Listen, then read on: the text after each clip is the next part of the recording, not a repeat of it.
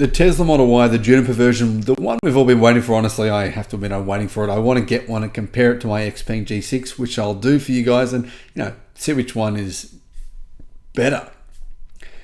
Well, the Model Y Juniper, just one feature about it that I've just discovered online, which I think's it's pretty cool.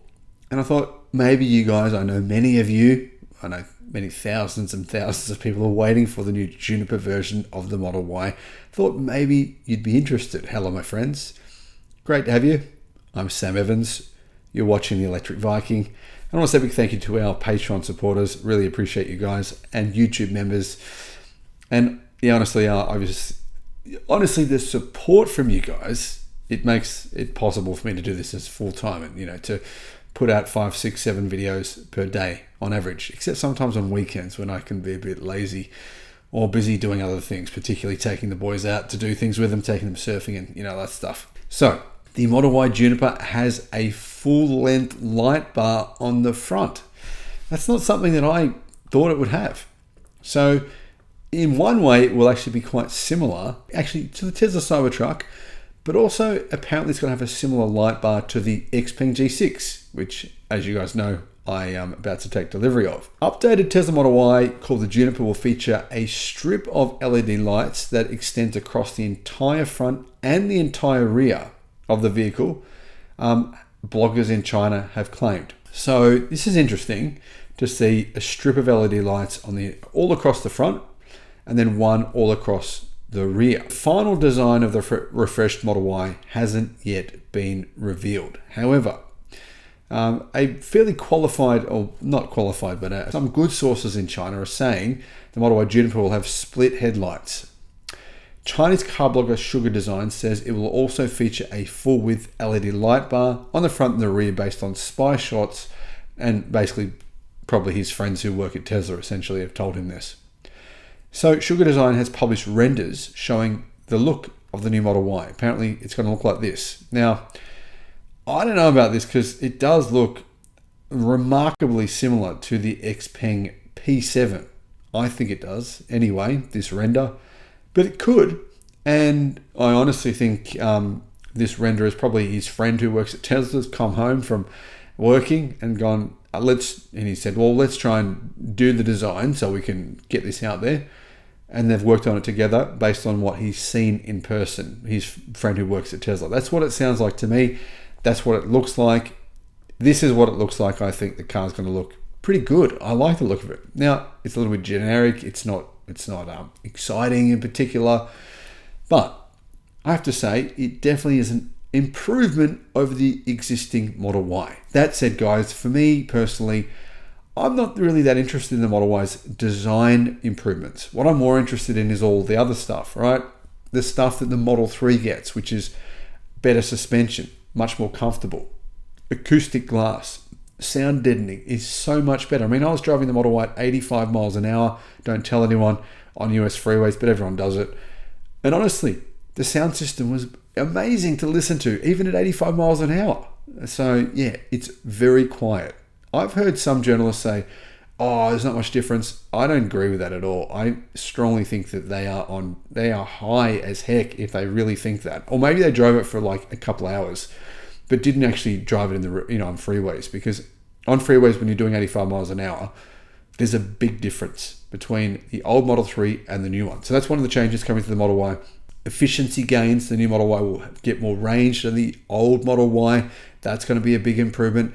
There's lots of other improvements that'll come out, of course, similar things that we saw the Model 3 get versus, I feel like I just got bitten by something on my leg. And at the moment, there's insects everywhere outside and they keep on getting on me. So anyway, not fun when you're filming a video. So yeah, Model 3, what other changes did it get that we're going to see on the Model Y aside from, the obvious design changes?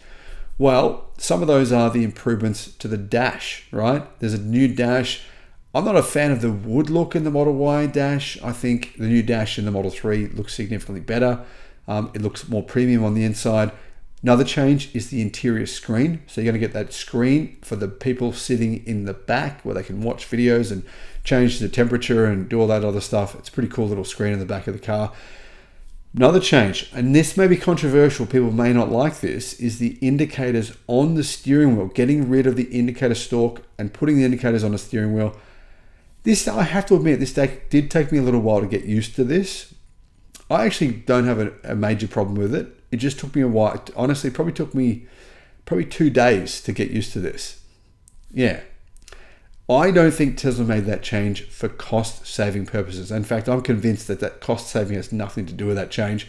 I believe it's simply because they are into the whole minimalism thing. But I like the stalk, right? I like the stalk, the Tesla stalk. I also like the fact that the Model Y has a stalk for the driving, park, drive, etc. The stalk is awesome. Tesla removed that and put that on the screen, the media screen. Now, honestly, in the real world, the car is meant to be able to see where you're going to go and put it into the right transmission if you're going to go forwards or back. It doesn't really always do that, doesn't always work. I'm not a huge fan of that. I would have preferred the stalk as well. That doesn't mean that the Model Y won't be good. And guys, I actually plan on getting one of these. Like I said, I honestly do. Purchasing one, I'm hoping that I can afford to do so. I'll probably get a loan for it. But the point is that I want to compare it to the Xpeng G6 so you guys have a better way of making a purchase decision, not just from some person who took it for a drive for 2 hours and then wrote this 6,000 word review, told you, how this and that, and half the stuff they say is end up being wrong, false, they don't even know what battery chemistry it is, etc. I actually want to be able to compare it and really know what I'm talking about, so I can really tell you guys, this is the truth after a month of driving this one, the month of driving that one. This is what I recommend. This is the one you should get for your situation, etc., etc. I'm also doing something where I'm going to change the wheel and tire sizes on them to see if I can get more range, which you can. You definitely can. The question is, how much more range can you get if you put smaller wheels and tires on? Usually it's around 10%, so we'll find out. Now, when is the new Model Y coming out? Well, apparently Q1 2025 mass production. It's either January or February of next year. Pre-production has already started in China. Pre-production has already obviously started many months ago in the United States. Germany, though, we have not seen any Model Ys in Europe or Germany that are pre-production. Not that I'm aware of anyway. Actually, no. There was someone who sent me one. He said, look, here's the new Model Y in Germany, but it was actually the Model X. Anyhow, this year, Tesla has sold 460,000 electric cars in China so far, January to September. That is growth of 6.1%. Staggering, right? Because for the first, 3 months of the year, first really 6 months of the year, Tesla China was behind, well behind. I think they were like 10% down on last year. Now they're up by 6%. So that's actually really, really good growth. And it means Tesla has 3% market share in China. In September, Tesla sold 72,200 electric cars, which was growth of 66% from last year. So one of the things driving this growth, though, is the fact that Tesla has a 5-year 0% interest loan incentive in China. Apparently that's going to end on the 30th of November, but I'm suggesting it won't end then. I believe it'll end when Tesla stops making the old Model Y and begins making the new one. But that said, there's some serious tough rivals for Tesla that are cheaper.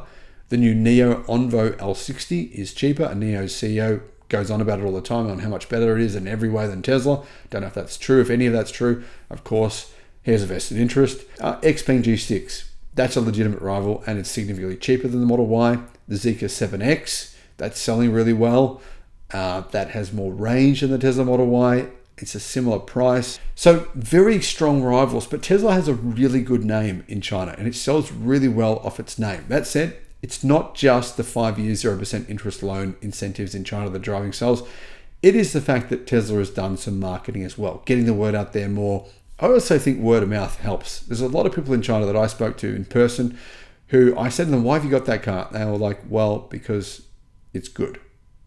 Thanks for watching.